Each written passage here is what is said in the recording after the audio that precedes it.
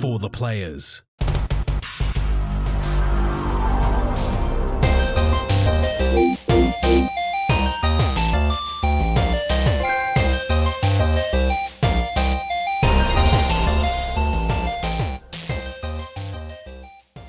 I'm Ryan Betson.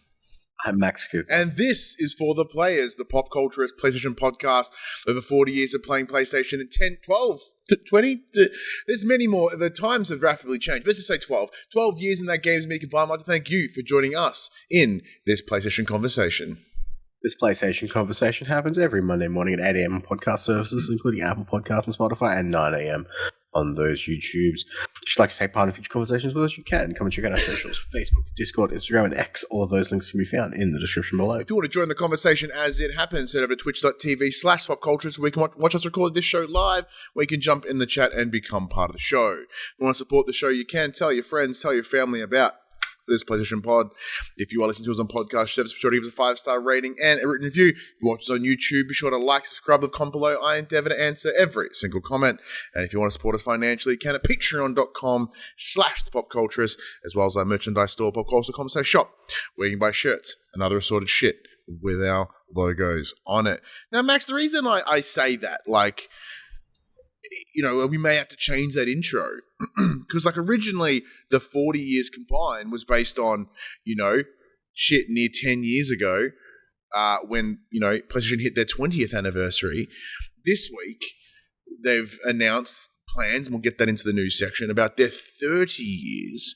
Now, like, I think I got my PS1 in 97, whenever the DualShock came out. So that's where it lives for me. Let's see, DualShock. Nope, not Dual Showerhead.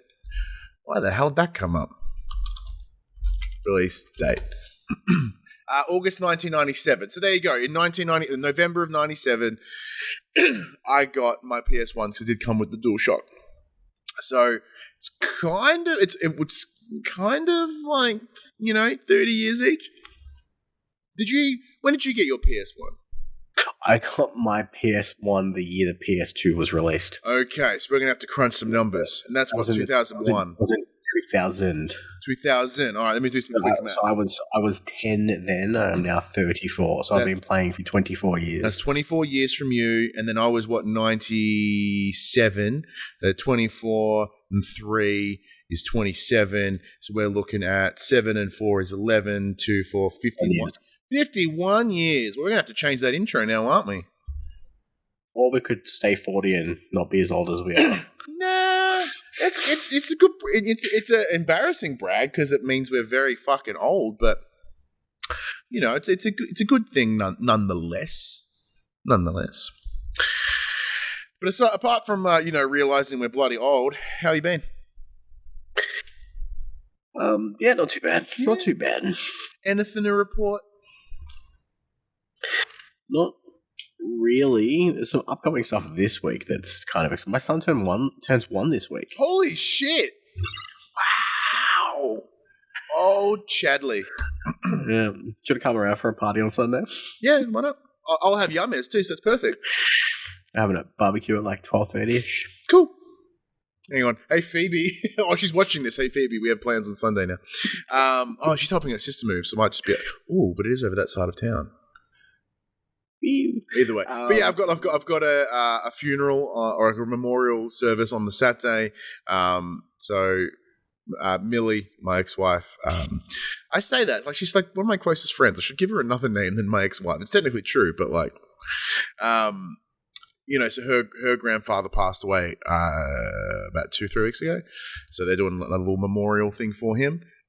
So that would be that'll be nice. And then followed up with, like, you know, birthday celebration the next day. That'll be lovely. And I'm sure Hadley will be stoked to, like, just hang out with James or play Astro Bot together, which is probably what will happen. No, they're getting kicked out, so Hadley will have other guests. Sick of her stealing my fucking PlayStation. You asked a very good question, though. Is there cake? Yeah, Hadley and I are going to make a carrot cake, I think. Oh, fuck that. I'm not coming then. Carrot cake's the best. Carrot cake is the asshole of cakes. Shut your whole mouth. But like when I say cake, when someone says there's going to be cake, I'm like, sick. It's going to be bad for me. And you're like, here's carrot cake, and it's like a vegetable in a cake form. Like, no, carrot cake is still bad for you. I make like a mean cream cheese frosting. Okay. Yeah. Once again, can't eat it, lactose intolerant, but that's fine. Well, mute's on your side. I mean, to be fair, the other option would be ice cream cake, which you also can't eat because you're like, oh, damn, that's totally true. But I would take that risk. Like I would absolutely like. Once again, I talk about this all the time, like in my outside life, my personal life, right? Like lactose intolerance is by far the only like food thing that people go, I'll take the hit. You know, where like if you're celiac, you're like, I ain't fucking touching gluten, no fucking way. And I'm like, yeah.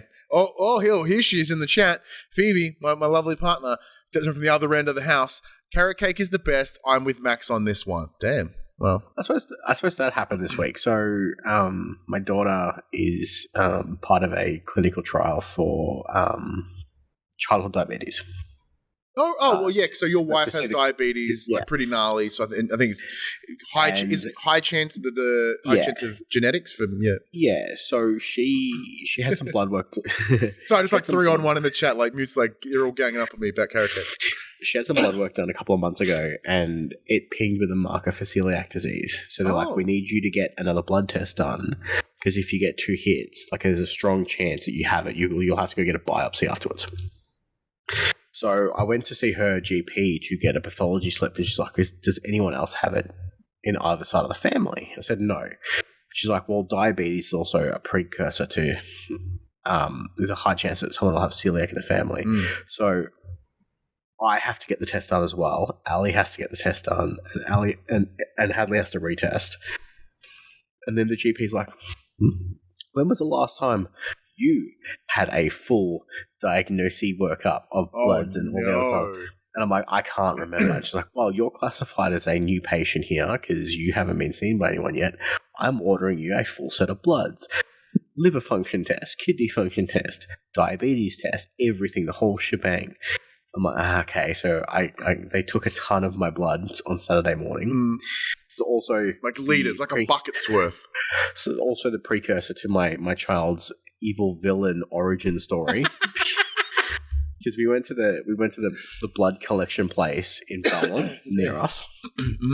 We walk in, they're like, take a number. We're busy. We'll come and look at your paperwork soon.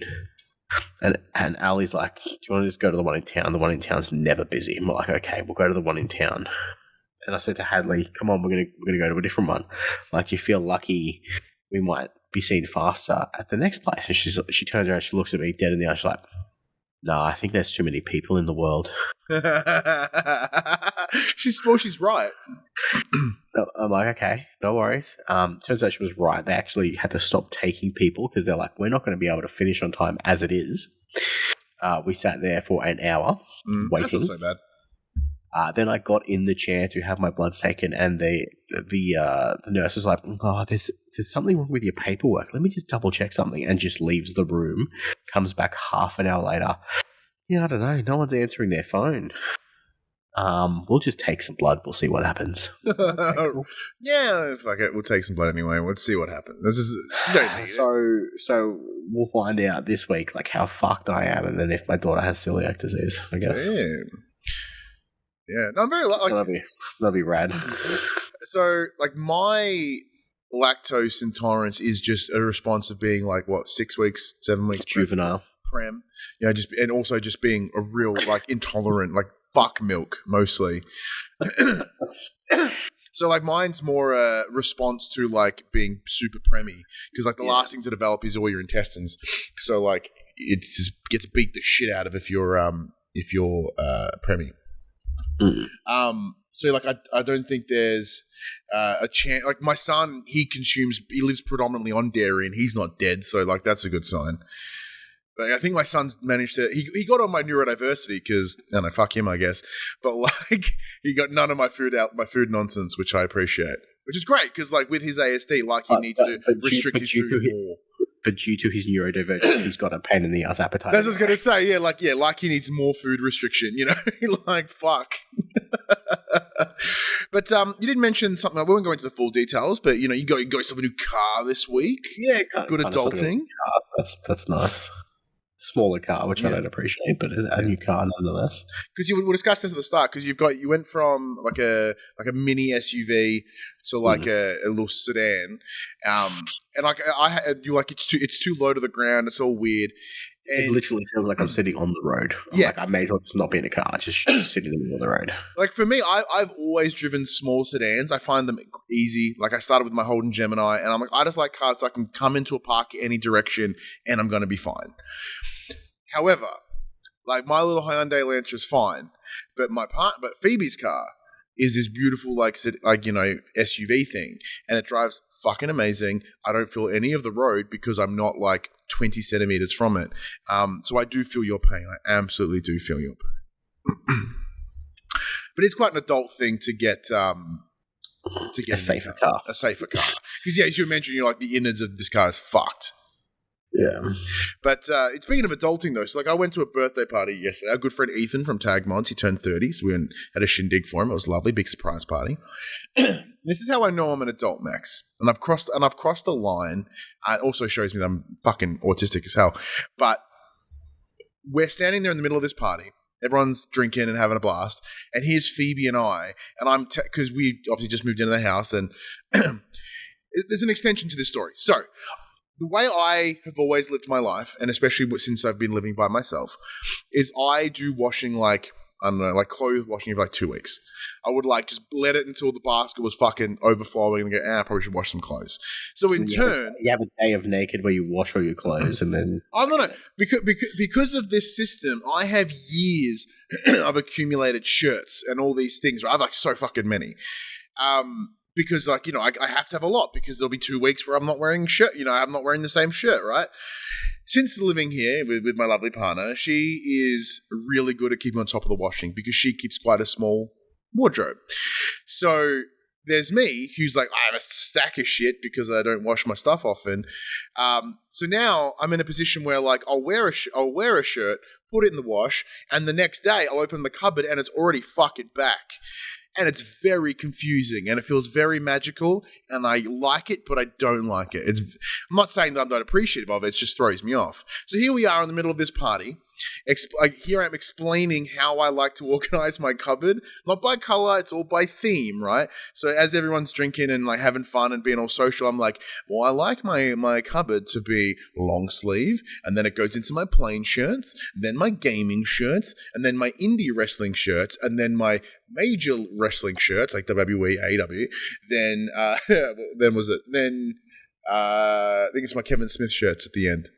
So I have a system in mind, and I had to explain that to her because and the speed at which she's washing my clothes is just too fast. And it's such a weird complaint, Max. It's such a weird complaint. As you nod in agreement. I don't know. It's just weird. Don't put you know how you solve that problem. Don't put your shit in the wash. Yeah, but I'm hide it for 2 weeks. Just stash it in the bottom of the wardrobe and then go. No, that would make me go insane. No, and look, I'm many things. But I'm very much a you wear it once and it's fucking done. Because I don't apart from jeans. Jeans are fine, but no, I'm just one of my little weird thingies. You're supposed to wash jeans. Well, at least twice, right? At least. But that's before you start wearing it, right? But yeah, that's kind of all that's really happened this week. It's been pretty chill. I think mostly because we spent so much of this week, playing games. So let's just get into it. Let's get into it now. All right. So this week, Astro Bot came out. Our full review is available here on this podcast feed, or on the YouTubes. You can go check it out. Max and I essentially unanimously agreed the game's fucking perfect. It's fantastic. Big fan. And to expand on that, so I went. I did go to. Went to the EB Games, the local store, to pick up the new controller, and I got it. It's this one. It's a little squishy stress ball. But it's a controller. That's a good little fidget when I'm in meetings, which is cool. But doesn't work. Nah, this one does though. So I did also pick up this one, being the Astro Bot controller. It looks, to replicate the dual speeder from the Astro Bot game. I love it. It's got shiny bits. It's got matte bits. The buttons are bleen, which makes me laugh because it's the color that I can't see properly.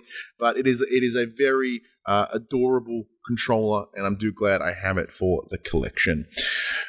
One thing we talked about in our review, though, Max, apart from our enjoyment of how much we love the game, about how much our kids love the game, has your daughter played more of it since we did our review? Yeah, so we started a new save. Thank God that there's more than one save file in this game. She basically went, Dad, I want to do the missions. Well, you can just replay the level. She's like, nah, I want to rescue the bots again. Okay, so we started again, and she has finished the entirety of the first Galaxy solo. Nice. She's just like 100%, or like no. So she's up to the boss fight of the first Galaxy. She hasn't attempted it yet. She's been a bit of a chicken, in my opinion, but she's done the rest of it completely solo. She's unlocked all the hidden levels already. Hey, she's done all those. So she's just got the boss to beat in the first Galaxy, and then she's done with that. So it's been cool watching her play and work out how to use all the different powers that you get access to in the first, and how to tackle each of the different enemies. And then, she'll die once and she'll be like, Dad, I need help. I'm like, no, you don't. You literally just did it. Like, you need to try again. Like, just be patient, go a little bit slower, and don't punch him when his spikes are out, you doofus. Like, yeah, it's fair.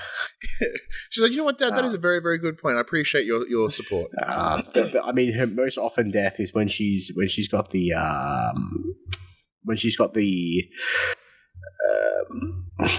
equipment that allows you to like boost jump. She forgets. Oh, the dog one that gives you the extra. Yeah. It's like a little jetpack, right? Yeah. She forgets that she can also jump when using that. So she'll either try and jump a gap by just normal jumping, and then she'll fail miserably. Or she'll use the dog and forget that she can just do a little top-up jump at the end if she's not quite there. She was like, I can't make that. I'm like, you can. You just don't forget you can jump. Yeah.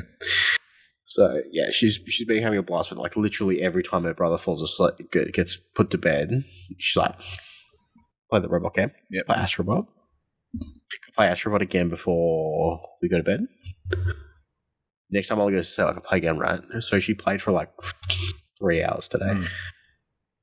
So I haven't been playing that much because every time I have some free time, I have this fucking playing Astro Bot. That's good. So like, give me the shit. So obviously, my son doesn't live with me; he lives with his mum. But they have a PS5 at their place. They bought my old one when I went to the Slim. And I can assure you that he has been like berating Millie since he left here after playing Astro Bot. So I got a video call this morning from him being like, Daddy, we're getting Astro Bot today. I was like, oh shit, no way.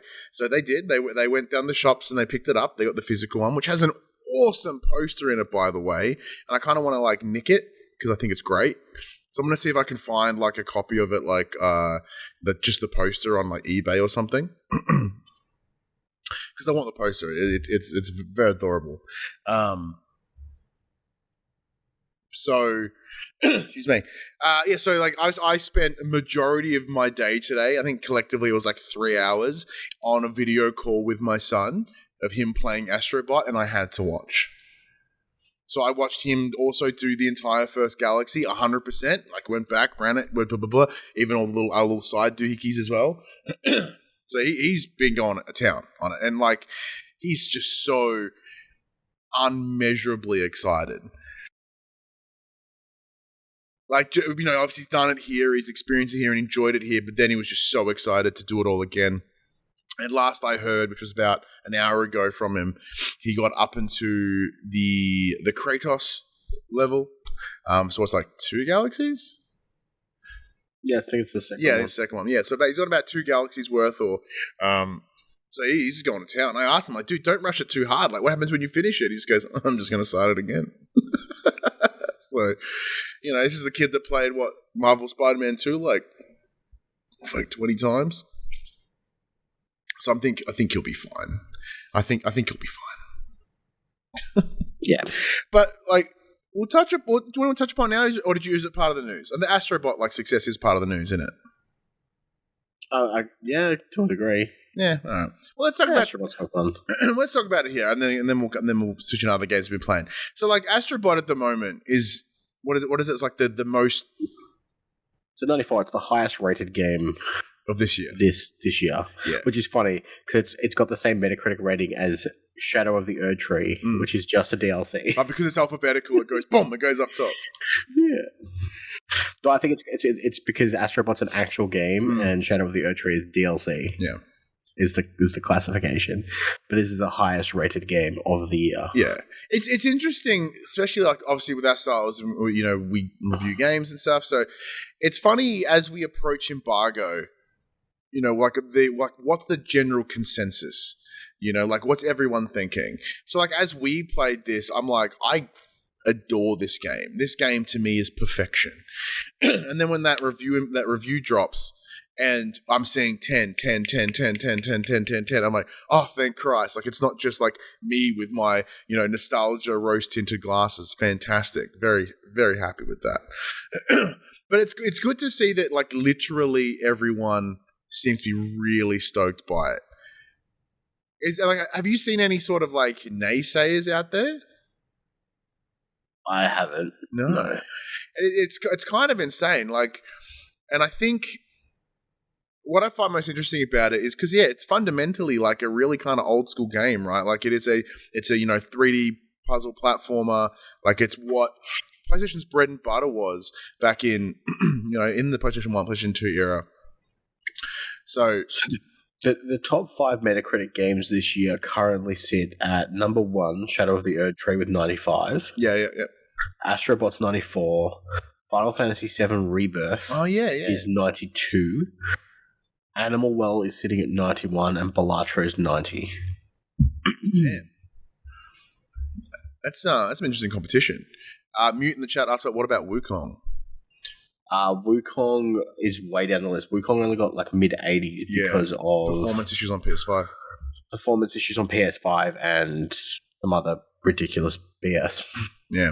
Not enough diverse monkeys apparently or something. I don't know. But it's been awesome seeing the success, and it's interesting. I almost have this like connection to the game, and I'm like, oh, I was like so happy that it's doing well, and like all I hope personally is this means cool merch. I can get a little Astro Bot figure. I can get plushies. I can get all these cool little Astro Bot doohickeys, right? Because Playroom was successful. But it was a launch title, right? And then now that we've got this, like there is no way that PlayStation would not like create some cool shit that nerds like me can spend their money on. You know what I'm saying? So do you know someone who's not happy about some of the things that could be turned into merch through being a part of an Astro Bot? Oh yeah. So obviously, a lot of the bots are from PlayStation IPs and other titles that have famously been on PlayStation, and they're cute, they're adorable. Love them. In the trailer you see the likes of Nathan Drake, you see the likes of Kratos, all botified. Aloy's there. Spike from Ape Escape. Got Metal. We got from Metal Gear. We got like Solid Snake. Like you fucking name it, they're pretty much there. It's fantastic. So. Obviously, Deacon St. John's in the game. Oh, you mean that guy right there behind me? Old mate from Days Gone. Oh, yeah? Days Gone, right? Yeah, absolutely. Days Gone. Yeah, it turns out some people are not a huge fan that Deacon is a cartoon shill. Oh. That's true. Interesting. So John Garvin, who is the creative director at the time the former creative director at Sony Bend. Yeah, so he did Siphon Filter, Days Gone. And he tweeted out, I see my character reduced to a cartoon shill promoting some small game and I'm being harsh. Yeah. Well, he's not a fan. What a fucking idiot. Like, it's one of those things where, like, congratulations, man. You made a real, like, Days Gone, I thoroughly enjoyed. I thought it was very, very good. It was slow and long, but very good. So it was in the response to, obviously, when Astro Bot launched, a lot of Sony studios posted their cute little photos and did the, congratulations, Team Asobi. So Ben's studio tweeted out, his job is beach. Big congratulations to our friends at Team Asobi on the launch of Astro Bot, which Garvin then retweeted with, kind of sad that Deke has been reduced to promoting other games. Well done, Ben Studio. Way to protect your legacy. It's one of those things, right, where I has someone. Sorry, my I don't know what the fuck I've done. My throat is a hot mess. So sorry, I'm clearing my throat a lot. I get it, right? Like, he wanted a Days Gone 2. I wanted Days Gone 2. I think that it's a shame that property is never going to see the light of day again, right? So I feel that for him, right? He's clearly butthurt, but shouldn't you be fucking happy that it's living on at all? Like, I shared a picture on Twitter of my son and I playing Astro Bot, and like, I genuinely, like, my genuine jaw open gobsmack look when Deacon St. John is a playable character. Like, you can get him, it's cool. He's an Astro Bot, you collect the playable character. Sorry, he's a character you can collect. And they had a little gotcha machine, so you get the little accessories. And that face that I'm making is when I broke the thing. Sorry, my son broke the thing, and Deacon gets his motorbike as his little accessory for his Astro Bot. And that popped me. I was like, no fucking way. Because like all the other characters, they get, they got their little gimmicky things, but some of them are all kind of cartoony. But like for him, they gave him literally his bike, and it looks like a little bike that he can run. And it's awesome. I loved it. So once again, I appreciate where he's coming from. And it's clearly from a place of butthurt. But just be happy that it's being referenced, because Siphon Filter didn't get referenced. So, like, shouldn't you be worried about your legacy? And by you being a little whiny prick on Twitter is not going to help your legacy. It's gonna make everyone remember you as a miserable cunt rather than, the dude that helped make Siphon Filter in Days Gone. What's your thoughts, Max? Yeah, I thought it was just a bit funny. I'm just like, it's one of those things of like, your character appearing in another video game is not the reason why it's not getting continued. Yeah. Like, it's not their fault. Yeah, absolutely. Like, once again, Team Asobi is about showing love and the legacy of PlayStation and everything that makes that has built it to what it is now. And it's to their credit, they have gone. Days Gone is an important part of PlayStation. Not important enough to get a sequel, and I can understand the pain. But like, the Order didn't get it. Also, the Order wasn't in this. I don't think. Was he? No, I don't think I saw. I don't think I saw the Order. That's fine. You know what I mean? But like, what would you rather? Would you rather be included or not at all? Because I can assure you, his tweet would have been, "Where the fuck's Deacon St. John at?" You know what I mean? Like, yeah, he'll damned if you do, damned if you don't. Yeah, he's just a grizzly, sort of fucking grizzly old prick. I say that like, no, I have no idea who he is. I just don't like that he's gone on Twitter bitching and whinging where you should be fucking grateful. Speaking of being fucking grateful, Max, this week we have had a couple of codes come our way outside of Astro Bot. It was kind of crazy. Like we spent so hard on Astro, we both platinumed it, we gave it everything, and next thing you know, bang bang, the inbox is starting to go. Obviously, there's a game that I'm playing that I can't talk about, but like we went from like nothing to like a good handful and a very quick, and like literally there's a message from you to me going, what are we going to do? What's happened? I'm juggling 3 games at the moment. Yeah. Like, so, and every time I turn my PlayStation, I have this like, Astro Bot. But the one that you wanted to jump on, in the same way that like there's 2 sports games that I give a shit about, and that is WWE and MLB The Show. They're the 2 that I care about. The one that you care about. I do FIFA and NBA. Yeah. So this week, you got NBA 2K25. Yeah, I got NBA 2K25. So shout out to the team for providing us a code for that.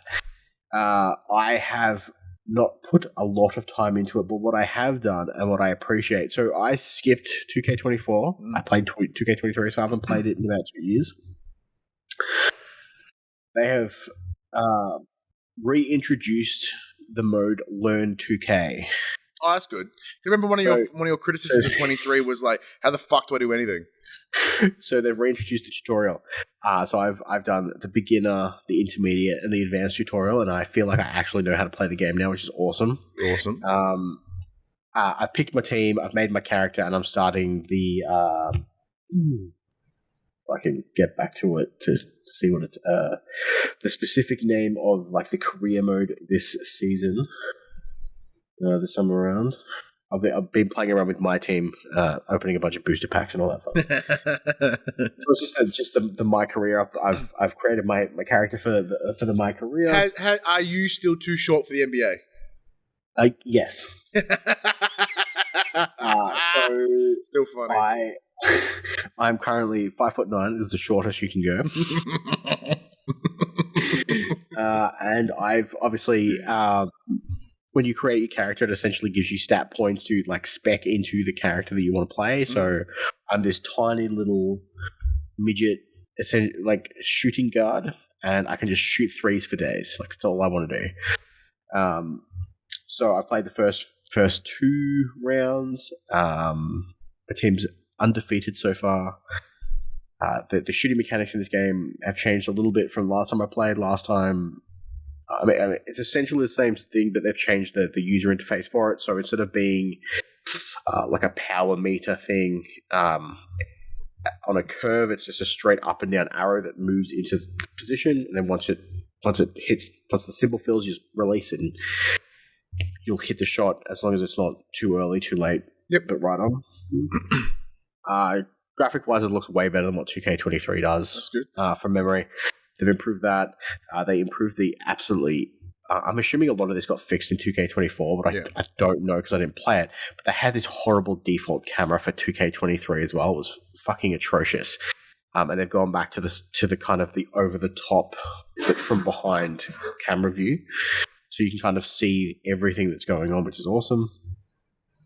And then you can play it depending on which way you choose to play your My Career. You can either just control your own character, or you can control whoever has possession of the ball at the time. They've introduced a few of the new... they've brought back like the blacktop mode, which is like the 3v3, all of that fun stuff. But at the moment, I've just been doing the tutorials, relearning how to play the game because I'm a bit rusty after about a year's break. But so far... I am thoroughly enjoying this. That's good. I mean, most of my playtime for NBA 2K games have always just been kind of the couch co-op, pick up and play now style games. But being able to, redo the tutorials, relearn how to play, I think I might dabble in the online and see if I can not get completely stomped now. Nice. See, because basketball's never been a sport that I've really understood or known, or like I just don't get it, right? Aside from Space Jam, and even then, I'm pretty sure they explained the sport very badly. So we'll very kindly provided 2 codes, one for each of us. Normally, we get 1 code for a game, and we have a way that we share it between us, hoping that allows us to play multiple games at the same time. Sorry, same game but multiple times. So it's very cool to have 2 for this one. So I'm a little I'm certainly intrigued because like maybe this will be the thing that makes me go, oh, I get it. Like, oh, I get NBA. Because like it's such a phenomenon that NBA is one of the biggest selling games of the year. It's one of the most watched sports ever, like all the time. And if in the way that when I finally understood like wrestling. And I got into it. And when I got into wrestling, I finally was able to understand sports for other people. Like people that love AFL, people that love soccer or whatever. And I get it now. So like I'm a lot more open-minded to sports now than I was growing up or even like 5-6 years ago. So like maybe this is the thing that I'll, jump in, poke around. Got to find a team, of course. I don't know who to pick. I wouldn't want to pick one of like the standards. Like, was it Miami? Nah. Bulls? Nah. What's the other one? Isn't the Hornets? Wasn't there when they had a team once? Yeah, they are still a team. I remember that. I remember the Hornets merch was around a lot growing up. Who's your baseball team? Just pick the same. Just pick the same. Oh, Detroit Tigers. Who's Detroit in the NBA? Because when I thought about because hockey's the Red Wings. Oh shit! Did Detroit have an an NFL team? It's the Pistons. The Pistons. That's a dumb name. Mutes the Boston Celtics. Is it Boston? Yeah, Boston Celtics. Boston. Yeah. They're the Celtics because it's Celtic is the soccer team. Yeah, it's possible. They do have cool gear, I suppose. You might as well go the Pistons. Fuck it. Who cares? But yeah, no, it's certainly a franchise I'm thinking I'll tinker around in. And as you said, it may be a good little good couch co-op game. You know what I'm saying? So I'm with you there. But the other one that we have both started with, because it did just come through, so we haven't messed with it too much, and that's Space Marine 2. So a big thank you to the team over at Five Star Games here in Australia for providing us the review code for Space Marine 2. Now, I am an OG, like 40K, like OG in terms of when I was a kid. So like I think it was like 3rd gen when I started. It was when the base kit was like Eldar and Space Marines. So literally when I started painting minis when I was like 12 years old, the first thing I ever painted was Space Marines, and the faction that I painted, which was the most readily available, faction, was the Ultramarines. So when Space Marine came out on PS3, I played it, fucking loved it, and adored it. So when this came out and I saw it, I'm like, holy shit, I get to do more Ultramarine nonsense, but it looked fantastic. I got to play the fuck out of this game. And like I've only touched it like surface level. But dear God, it's exactly how I imagined when I played the tabletop. Like in my head, I tried to like imagine it as this big honking ass battle, and like this is what I wished it could have been. Because you don't have a history with the minis, do you? No. So my tabletop game with minis that I played the Lord of the Rings, War of the Ring. Oh yeah, tabletop game. A lot of my friends played Warhammer. I could not justify the expense of Warhammer. That's why I no longer paint Warhammer. One, it's Games Workshopped are fucking expensive, and two, the last thing I ever want to do is paint 48 of the same fucking mini. Hell no. That's why I like Marvel Crisis Protocol or Star Wars Shatterpoint, because like they're all individuals and they're all different, and it makes it very fun. But I have knowledge of the game. I have, like I said, a lot of friends who play it. I've played a few of the Warhammer games. But like you said, I am still very early in it too. I've actually only played the first campaign mission. And then unfortunately, my PlayStation crashed at the end of the mission. And at the time, and then Hadley was crying out and needed someone to come to bed. So it was late. I'm like, okay, I'll come back to it tomorrow. And then I couldn't because Hadley fucking played Astro Bot all day. Yeah, I was in the same boat. Like I was playing the first mission, and like it was Friday night, so it was like end of the week, little under the influences.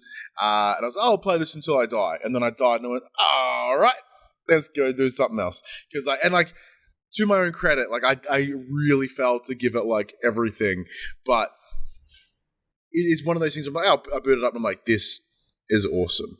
Like it feels heavy, but not like a slow heavy. Like you feel like a fucking dude in a giant spacesuit, but it's not like Gears of War yet. Apparently, there's a lot of Gears of War influence in this, but I think that's just because you're a honking dude. But I always found like it's slow and lumbering. Where here, I feel like I've still got a unit, but I'm like not being held back. So like as I swing my chainsaw, I just fucking Tyranids up. Like the bolt pistol, like the feedback in the DualSense rules. Like it feels like heft because those bolt pistols go. So I can't wait till I get a bolt rifle later on where it's like dunk, dunk, dunk, dunk, and it's just like because those things are fucking like little missiles. Oh, I can't wait. I've used one. Is it sick?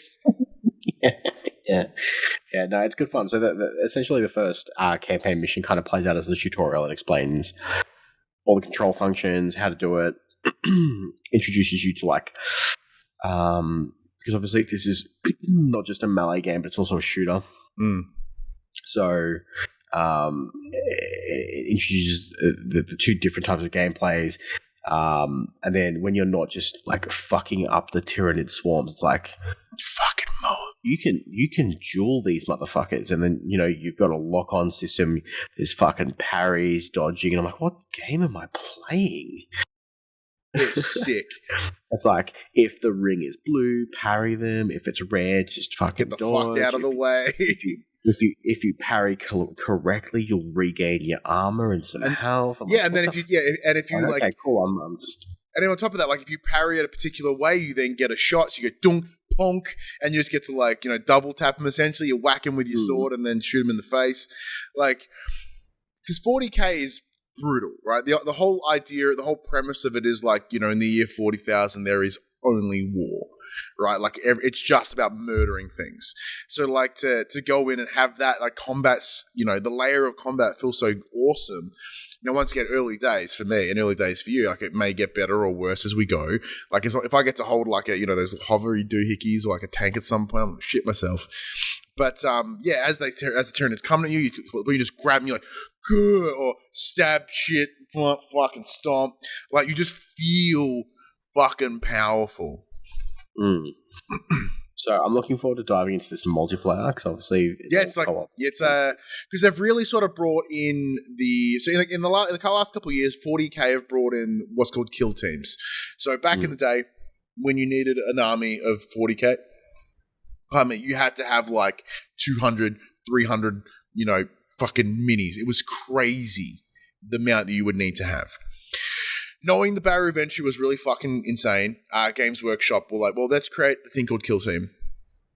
Essentially a base of six or so dudes, and that's it. That's your entire squad, and you can run campaigns, versus each other with a team of like 6. So by extension, that's kind of what they're doing here. They're going, okay, well, let's grab, rather than having it, hundreds, you can be you and like, I think it's 3. I think it's you and 2 buddies, or is it 4?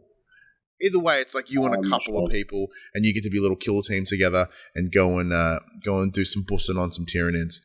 So that's something that you and I will certainly be planning on doing, is organising some sync up time where we can both go in and just like chainsaw these gross little buggy folk. I'm excited. Are you doing the research? You doing the Google? You literally just have to do the opening tutorial mission. Yeah, how many poops?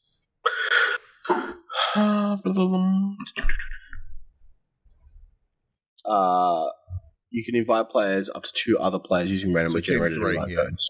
3. Cool. I'm down with that. We can mess with that. But I think that's all that we've been playing. Yeah. You had Visions of Mana, but like you've been messing about with other things. Probably haven't really jumped into I've redabbled in Visions of Mana. I'm not too much further. I've met the second Elm, the Elm of the Wind. But I'm still early. I think I've done like 5 hours. I got sidetracked. So Visions of Mana has what I like. It's not completely open world. It's got those open zones, like open it's got those like massive explorable zones, and then you hit a loading screen, you go to the next zone, and it opens up. But you really get rewarded for exploring. There's loot everywhere, hidden treasure chests, pickups, enemies to fight. There's so much to do and to see, and they allow you to do it so easily because there's when you're exploring the open area, you can double jump, you can dash twice in midair, so you can kind of jump from like mountaintop to mountaintop. It makes it really easy to parkour up to hidden areas. I have been having a blast with it, but yeah, not far enough in to really give definitive thoughts yet. I also play the Harry Potter Quidditch Champions PlayStation Plus game that came out. Hang on, let's get that in there. Hang on. Yeah, tell us about that. Okay, so what a frustrating online game to play. Okay, so we touched upon it last week that they kind of changed the rules to make playing the game more fun. Whereas if you catch the snitch, you don't just fucking insta-win and get 150 points. So the way games play out in online anyway is there's, I think, a 6-minute timer and it's 3v3. So Quidditch teams are teams of 6. It's a 6v6 game, but you play 3v3. So you automatically a chaser, and you pick one other role. So you can be chaser and keeper, chaser seeker, chaser fucking beater, masturbator. Yeah, that one, beater. Nice. So I was playing with a friend of mine, Cass. So he's like, "I'm gonna be keeper." I'm like, "Cool, I'll be beater," and you can just quick swap between your two classes whenever you want. So it's first to 100 points or highest points when the timer runs out. And our teammate is like, "Oh, I'll be Seeker. We'll be fine." Never fucking swapped to Seeker the entire game. The other team caught the snitch twice, so that's 60 points to them. I scored the filthiest goal on like the tightest of angles. I was on like the far left and managed to like cut it across the field and score in the far right post. I was pretty impressed with that. We got decimated because our third person was just absolutely fucking useless. Gameplay is fun. So when you boot it up, it throws you into a tutorial, which is essentially like what they refer. I think it's called the Weasley Cup, and you just play against the fucking Weasleys. Awesome. In their backyard, and they teach you how to play the game. So the controls are a bit whack. So essentially, you turn with the right thumbstick and you drive with the left thumbstick. Okay. Sorry, I'm also holding my little stress thingy at the same time. So it's only forward and back on the left stick, and literally all your turning and everything else is done with the right stick, which is fine. And I should remember things on the triggers then, because it'd be really hard to get your finger off the second stick to do anything. Yeah. Sorry, I leaned back from my microphone. So like So if you have to keep both thumbs on your sticks, like is everything you need to do on the triggers then? Not really. Kind of, sort of. Well, you've got your DualSense Edge, so you're fine. But yeah. So I think dodging is like L1. L2 is drift. Oh, okay. So you can drift, essentially, which is hilarious. R1 is... Sorry, in the chat, Mute say weird movement must be a British thing. Must be. Yeah. R2 is like your action button, so it'll be pass, shoot, depending on what you're doing. It's the same button, which is annoying. So if you want to pass, but the person you want to pass to leaves the field of view, you'll just leg it, yeah. You'll just fucking throw the ball. Triangle is like, I'm open. It gives me the ball, and you can call for the pass. But yeah, it plays out exactly like it does in the movies. You know, the beaters have the only difference is the beaters kind of control the bludgers. You can summon one to you at like any time when it's off cooldown. You just fucking smack people. There's also no penalty, so you can just smack people with your bat and knock them out. Sick. The hardest thing to play is probably Seeker. It takes ages to actually catch the snitch. You essentially just fly through fucking hoops as the snitch just does loops back and forward off the pitch. Speaking of the flying though, like, is it like a 3D dome that you're playing in, or is it like a single plane? No, 3D completely open. That's cool. You can fucking go everywhere. But it's rough playing multiplayer with random people. I think it's very much designed to be a team-based game. There's also stats in this game, so as you win, you gain XP, you level up, you gain fucking skills, you unlock new brooms which have different handling, top speeds, all that other stuff. Nice. So if you don't play often, you have no chance of winning unless the other team's absolute garbage, because you'll just get left behind. You won't have any of the skills unlocked. You won't be high enough level to do anything. It's just it would become very unbalanced very quickly, I think. Is it going to be your new Rocket League? No, God, no. No. So you had high hopes? If I had a team to play with, maybe. But I can play Rocket League solo. Yeah, it's absolutely true. Yeah. This would be a struggle to play solo, I think. So what's the AI like of the other? Like when you switch between characters, like what's the AI of the other one like? Like manageable, good. The AI is fine. You don't want to leave them too long. They're fine if you have them in the chaser role, but in the specialty roles, they're kind of useless. Interesting.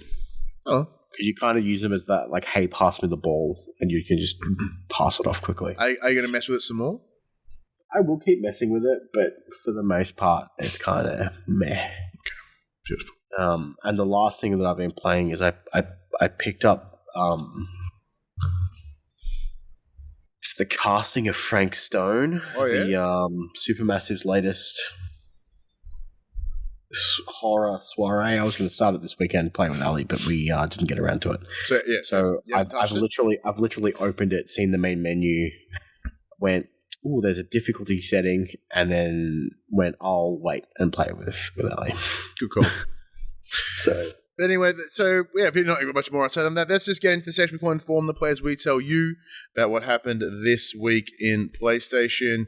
I thought it was going to be a really quick show, but it's like an hour in, and we have not shut the hell up, so this is great. I mean, the news will be quick. Yeah, it'll be pretty quick one. So, first is PS Plus. PS Plus, these are the extra titles. The deluxe or premium titles haven't been announced yet or leaked yet. So for extra this month, we are getting 13 Sentinels Aegis Rim, Alien Isolation, Cloudpunk, Dragon Ball Xenoverse 2, Horizon Forbidden West. That's a goodie. Marvel's Midnight Suns. Also a goodie. Wasn't that? Yeah. Hasn't that already been on there? Oh no, that was free with PS Plus, wasn't it? Yeah. Near Replicant. Oh, that's it. I know you were a big fan of that one. Because that was the remake of the oldie one, yeah, the Xbox remake, essentially.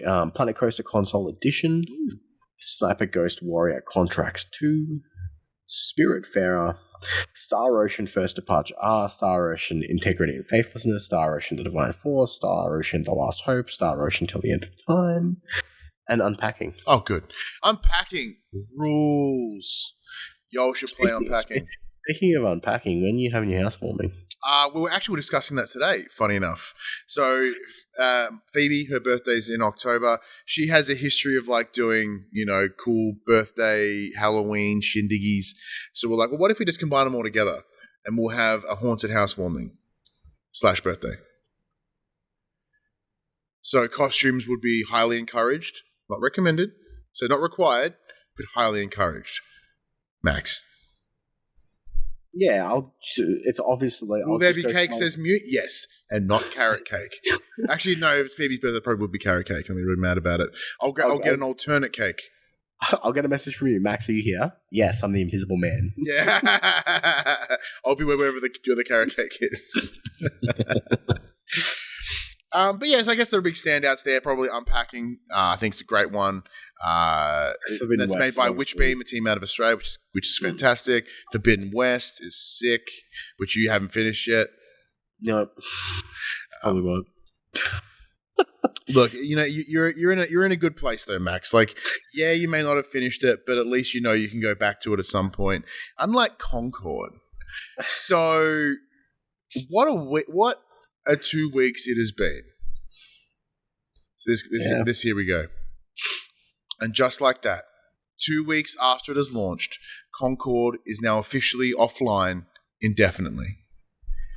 After a statement released by the creative director and the head of the studio for Firework, putting up on the PlayStation blog, essentially stating, as of the 6th of September, Concord is going down.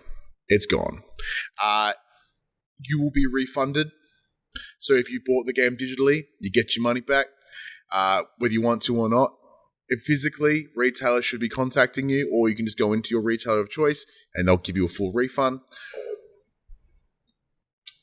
Or you can do what some people have done and list it on eBay for $200. Yeah, dumb.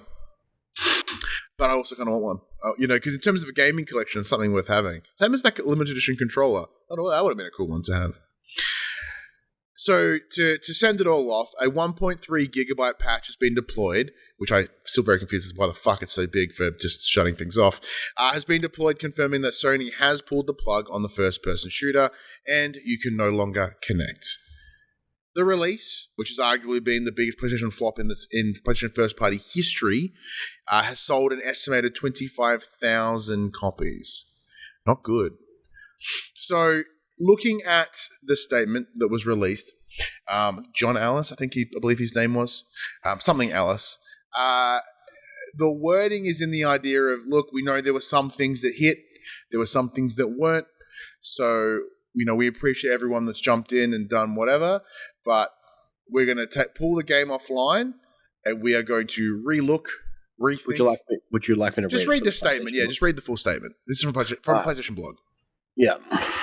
Concord fans, we've been listening closely to your feedback since the launch of Concord on PS5 and PC and want to thank everyone who has joined the journey aboard the North Star. Your support and the passionate community that has grown around the game has meant the world to us. However, while many qualities of the experience resonated with players, we also recognize that other aspects of the game and our initial launch didn't land the way we intended. Therefore, at this time, we have decided to take the game offline beginning September 6, 2024 and explore options, including those that will better reach our players. While we determine the best path ahead, Concord sales will cease immediately and we will begin to offer a full refund for all gamers who have purchased the game for PS5 or PC. If you purchase the game for PlayStation 5 from the PlayStation Store or PlayStation Direct, a refund will be issued back to your original payment method. Customers who purchase from other digital storefronts will also be refunded, blah blah blah.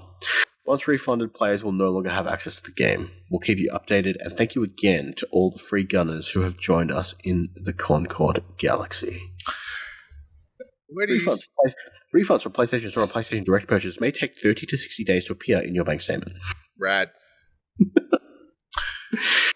So where do you sit here, Max? What's your thoughts? They tried to release a fucking paid game in a free-to-play genre. It's a game that's been in development for 8 years, and they're already 8 years behind. Apparently it was only like 5. It was like in pre for 3 years, and then active development for about 5. People have been spending money on their game of choice for the last 5 years, and they're not going to spend money on a new game now because they have too much investment in their old game. The game wasn't good enough to sway anyone away from their Apex Legends, their Overwatch 2s, their Valorants, their, and if they're going to re-release this game as a free-to-play title, they better get it out before fucking Marvel Rivals drops, or it has no chance. Mm-hmm. Oh, yeah. That was short and succinct. That was on the fucking money. Like, realistically, if they wanna fucking No Man's Ski this bitch, it needs to come back out before Marvel Rivals, and it needs to really fucking hit it out of the park. See, this is like, I'm in line with you, right? Like, they're in a tough position. The only real answer is to make it free to play if they want to release it. If they ever plan on releasing it back out, right? The answer is free to play. However, free to play isn't going to resolve it. Like, the game itself is like the characters are bland, boring, uninteresting. They're not engaging to play. You're not going to want to play a particular hero because they're just not interesting. Like, nothing to do with all the gender diversity or whatever. That's not even a fucking point of contention. That's cool, but like, there's that one character who's just bleen. It's just an armor, and it's fucking hideous. And there's nothing endearing or engaging to it. The gameplay is fine. And as you said, like, Sony attempted to disrupt the free-to-play, hero shooter market with their standard business model, which is we make high-quality, story-driven games. We want to do that in the shooter space, in the hero shooter space. People will pay for that. Because people know what PlayStation. Mute says, the word I remember now is saturated. No, see, this is an interesting thing. The market itself isn't really saturated. There's only really like a small handful of hero shooters.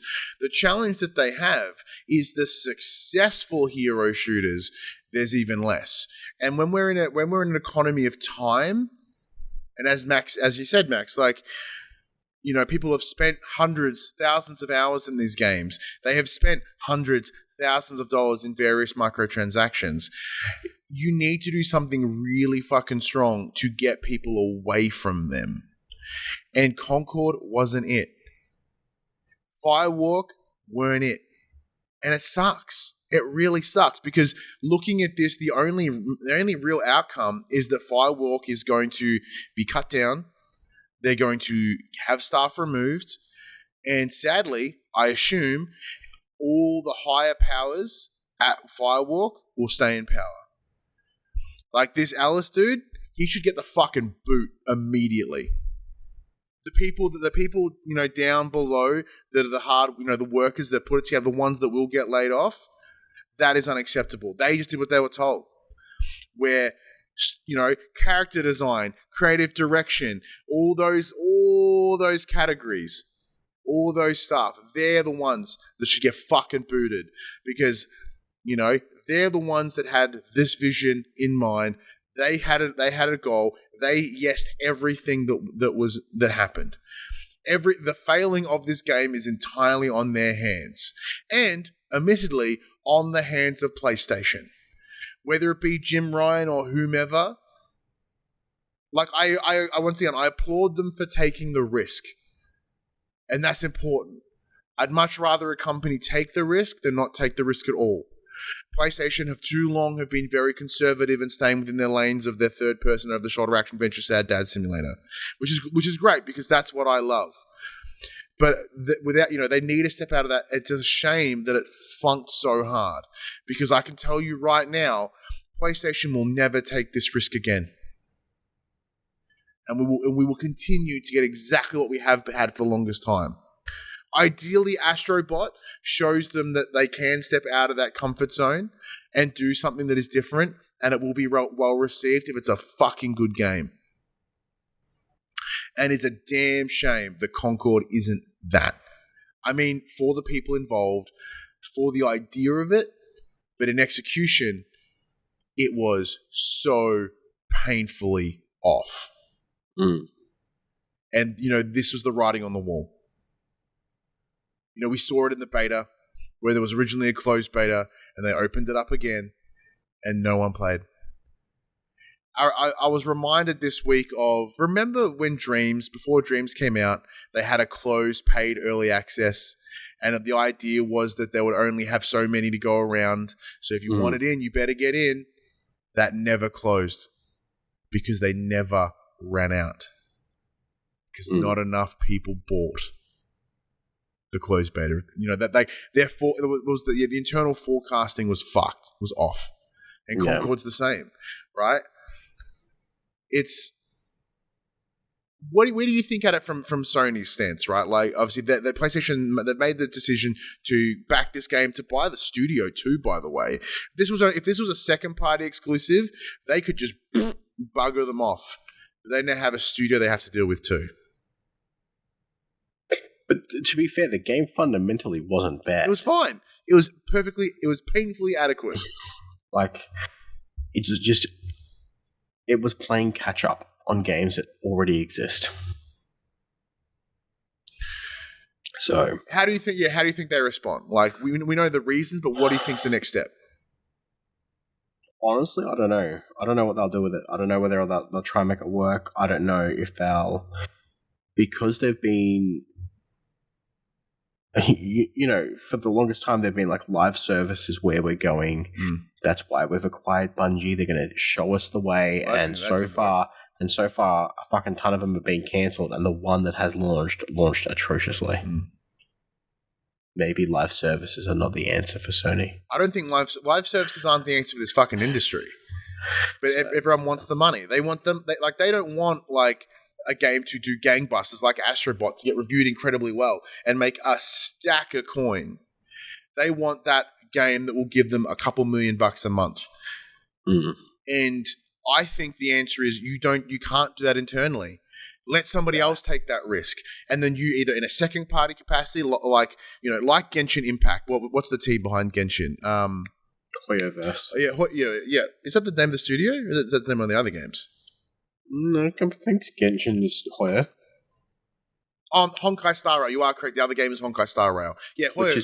Which is also Hoyoverse. That's what I'm saying. I thought the other game was called Hoyoverse, not the studio. My apologies. No, so they've done Honkai Star, Zenless Zone Zero, Wuthering Waves, and they're all on fucking PS5 now. Yeah, and that's the thing. But like we know, at Gamescom they announced that Genshin was coming across the Xbox.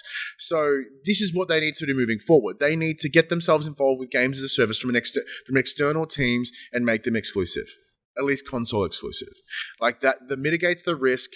They can bounce out at any given time. Problem solved. But the idea, with every publisher thinking that they have to get involved in this, but not willing to support it, back it up, whichever. Games as a service is a blight. On the games industry. Every challenge, everything that we all collectively hate about what the games industry is doing right now is at the response of games as a service. So maybe it's a larger demonstration of the industry rather than just Concord. I think Concord, sadly, is the straw that could break the camel's back. But the problem is, it's not going to change because they're in the capitalistic nature of the world. All studios they're for profit. It's about profit. And what's the easiest? It's because World of Warcraft and Final Fantasy Online are making money hand over fist. Yep, them and Fortnite. Like Fortnite makes ungodly amounts of money on micros. So they are fiscally obligated by their shareholders, by their stakeholders, or whomever to pursue the path that should deliver them that money. And they'll take that, and that is the problem. But the real problem is the fucking players, Max. Because if they don't spend their money, if they don't pick these games, if they don't spend thousands of dollars on micros, it would stop quickly. But they're not. Everyone's dumb. But there are other problems at PlayStation at the moment. Oh yeah, like what? A lack of original IP, Ryan. Oh really? The topic for original IP is a tricky one for PlayStation at the moment. After all, it just killed a project which has taken years to create and millions to develop mere weeks after it launched. According to Sony CFO Hiroki Totoki, the company is lacking when it comes to tried and tested intellectual property. A statement that might have some PlayStation fans scratching their heads in confusion. Speaking to the Financial Times, Totoki said, quote, "Whether it's for games, films, or anime, we don't have that much IP that we fostered from the beginning. We're lacking the early phase of IP, and that is an issue for us."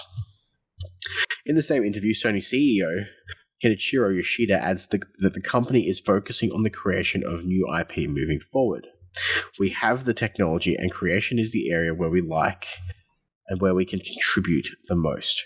By putting our efforts in creation, that also means that we will work with partners on the distribution side."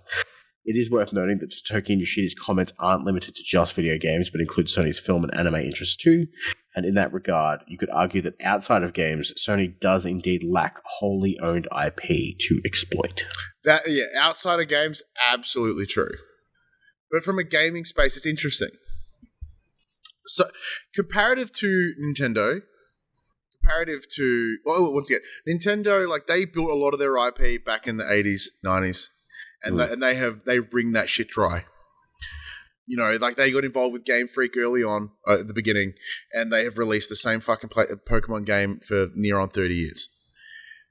They have reskinned Mario so goddamn many ways. Like Nintendo, their latest, I think their most newest IP is technically Splatoon.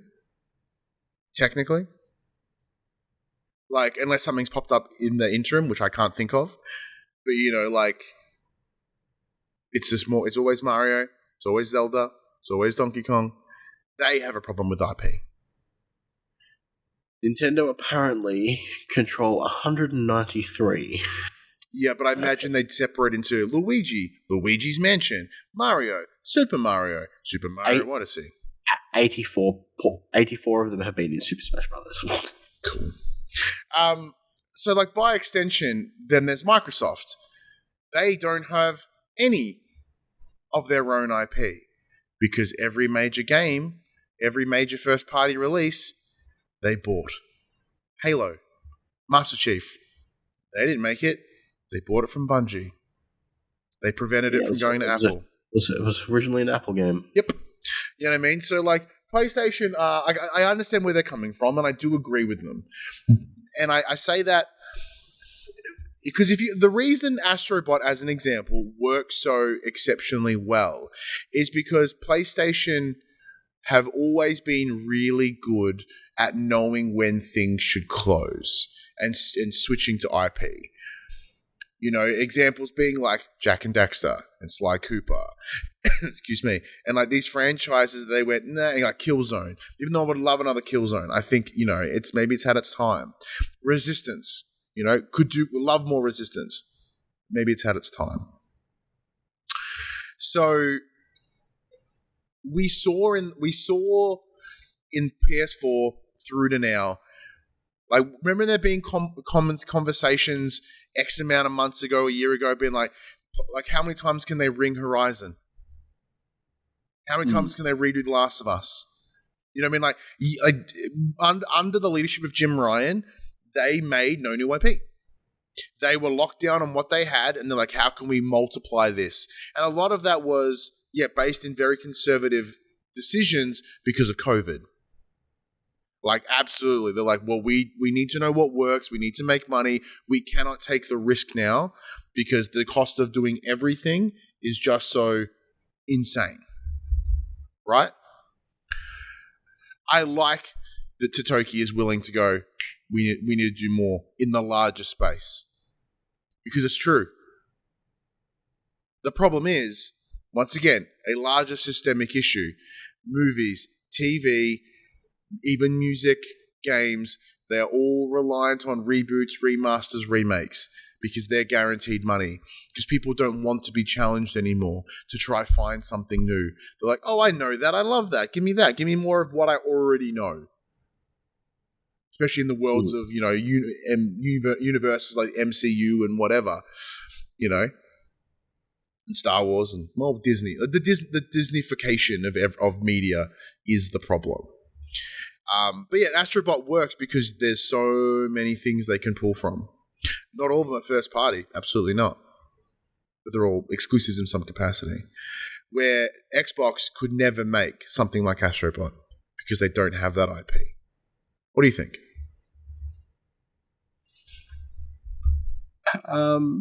Yeah, I mean, to be fair, a lot of the specialty bots aren't purely PlayStation IP either. True. But yes, they don't have Xbox certainly don't have the track record that PlayStation have. It's tough. It's tough because it's said like you'll be willing to take that risk. The market at large now doesn't support that risk. It's a big old bubba. But once again, as we talked about, it's been 30 years. 30 years of PlayStation. There's a bunch of different IP in there. So we're about to head into year 30. So Sony has shared a brief look behind the curtain at its plans to celebrate the 30th anniversary of PlayStation. I'm gonna mute myself for a minute. I'll be back in like 5 while you do this one. No worries. The PS1 released in Japan on the 3rd of December 1994, and 30 years later, the brand is still trucking along. And Sony wants to commemorate the occasion. Part of its plans include a new Gran Turismo demo, game soundtracks, and merch. Detailed in a PlayStation blog post, Vice President of Global Marketing Isabel Tomatis said, quote, "Your enduring support has made these past 3 decades possible. While PlayStation's 30th anniversary is still a few months away, today we're delighted to share some of the ways we'll be commemorating, I got there in the end, this milestone with all of you," end quote.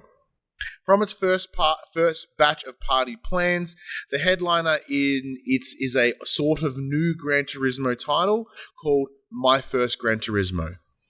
It is a free trial version designed to attract players of all skill levels and ages to Gran Turismo 7.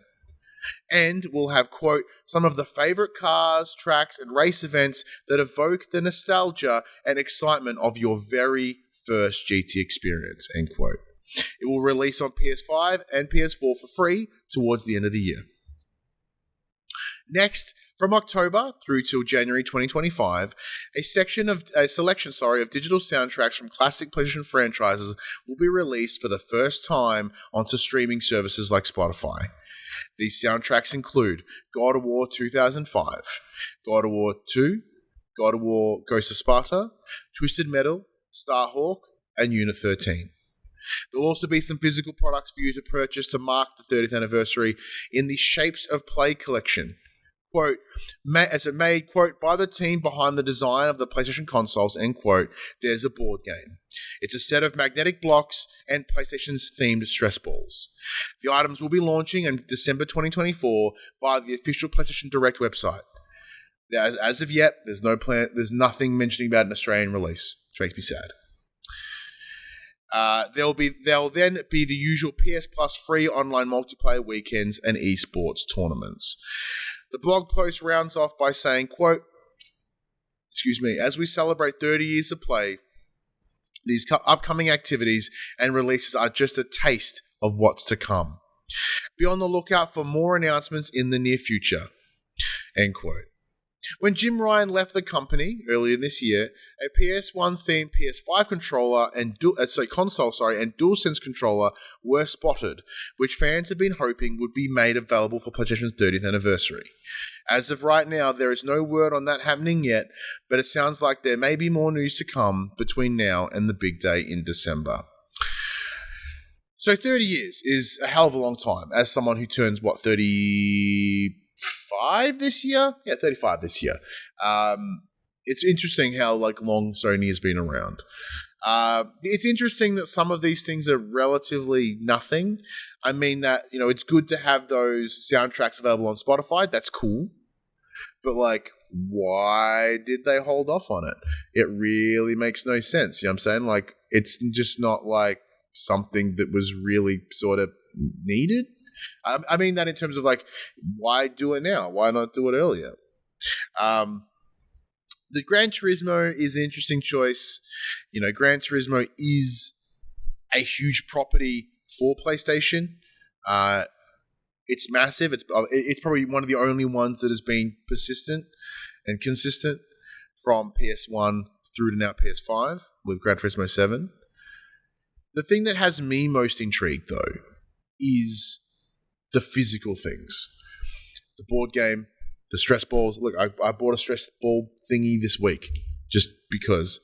The magnet game thingy looks fun as hell. It's essentially the sacred symbols, but you can build and tink them together and kind of create cool little things. Feels very old school in that way, which I enjoy. Additionally, it bums me out that there's currently no release date here in Australia, and because when it comes, we can't buy things from PlayStation Direct because there is essentially a US and a UK, and that's kind of it. And neither of them ship to Australia. Now, I've got friends in the US that I'm sure would happily send them to me if I bought them and send them to their address and then send them on to me. I'm sure they would do that, no issue. But that would become real gnarly real quick. So I'm sure if we spoke to the PlayStation powers that be, maybe we'll hopefully get some more information in the coming weeks, months about when some of these things will release here in Australia. So particularly the physical things. The idea of there being a 30th anniversary console, hell yeah, gimme. Didn't they originally say that was a one-off thing that they gave to Jim Ryan? Oh, absolutely. But I want one. I have the 20th anniversary controller. I wouldn't want the console because that's insane. I don't know who has that kind of money. But I would buy the DualSense immediately. What about you, Max? What do you think about all these little goodies? Yeah, some of them are cool. I mean, a lot of them don't hit my wheelhouse. Like the soundtracks, for instance. I've never played the original God of War games. Twisted Metal's whatever. For me, I didn't put it in the thing, but they also hinted at it looks like the design leak for the apparently the pros in the background image, yeah. Yeah, because it's got the ribbed section in the middle, the leaked images. Look, it's cool that they're celebrating that they're almost turning 30. We'll see what happens in 10 years' time. So we'll find out. What about the board games and stuff? You're a board game fan. Would this tickle you? Probably not. No, I'm totally. Yeah, but you're an ET mark. Oh, I'm an absolute mark. If it's got the sacred symbols on it, I'm gonna buy it because I'm that guy. Yeah.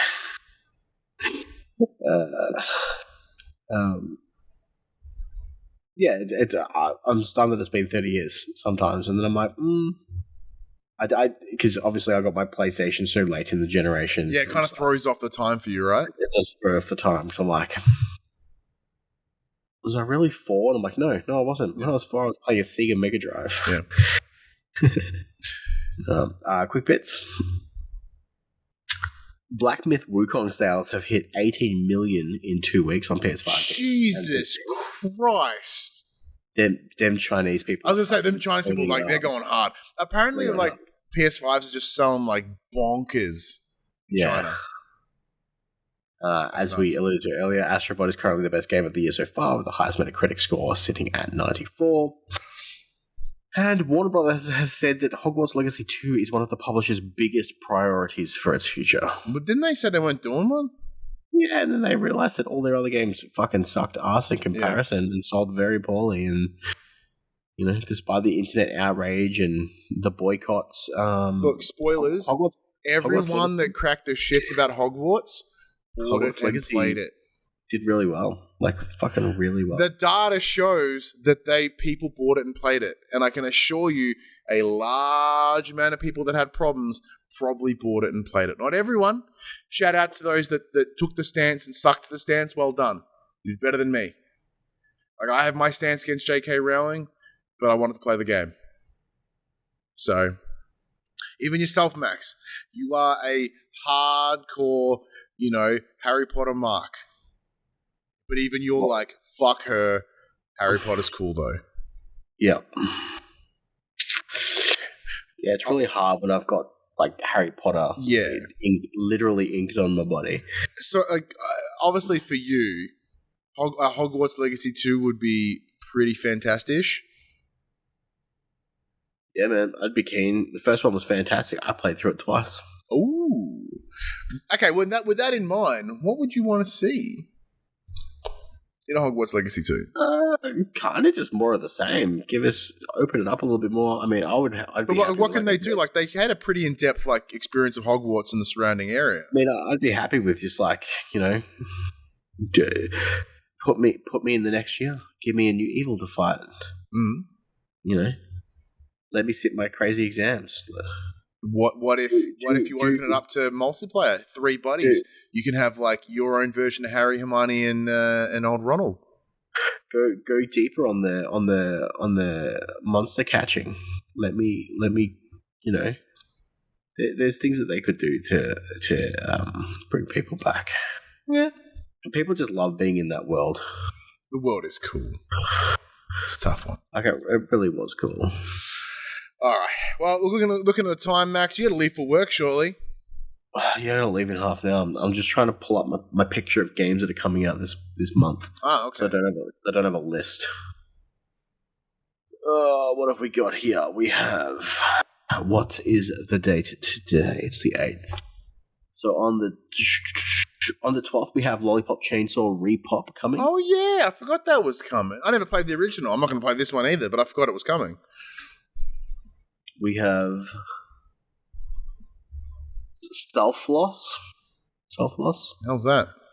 I don't know. It's coming to PS5. Oh, okay. We have Test Drive Unlimited Solar Crown coming to PS5. We have Wild Bastards coming to PS5. These are all on the 12th. On the 13th, we have Demon School coming to PS4, PS5.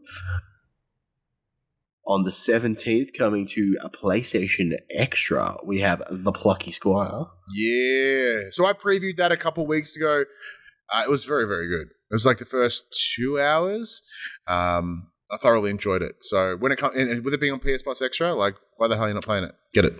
And on the same day, we have Final Fantasy 16 coming to PC for all those people who have been waiting patiently for that to arrive. Very exciting for those of you that like want to play it on the PC. You play it on PC? You played it once, you're done. I wouldn't mind checking it out on PC and see how different the graphical experience is. Yeah. Because it ran pretty well from memory, right? It did. Well, there you go.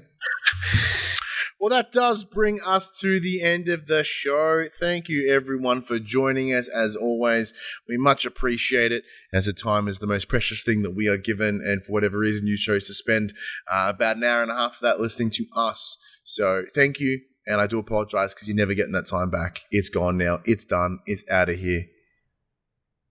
What are you going to do? Max, send them home. Alrighty, everybody. This PlayStation conversation happens every Monday morning at 8 a.m. on podcast services, including Apple Podcasts and Spotify, and 9 a.m. on those YouTubes. If you'd like to take part in future conversations with us, you can. Come and check out our socials. Facebook, Discord, Instagram, and X. All of those links can be found in the description below. If you want to join the conversation as it happens, head over to twitch.tv/thepopculturist, where you can watch us record this show live, where you can jump in the chat and become part of the show. If you want to support the show, you can. Tell your friends, tell your family about this PlayStation Pod. If you are listening to us on podcast services, be sure to give us a 5-star rating and a written review. Watch us on YouTube. Be sure to like, subscribe with a comment below. I endeavor to answer every single comment. If you want to support us financially, you can at patreon.com/thepopculturist, as well as our merchandise store, popculture.com/shop. We can buy shirts and other sorted shit with our logos on it. But until next week, I'm Ryan Betson. I'm Max Cooper. And that was for the players. Did you have to duck off and do dad things earlier? Mm-hmm. Yeah. And now I have to duck off and go to the toilet. Yeah. Yeah.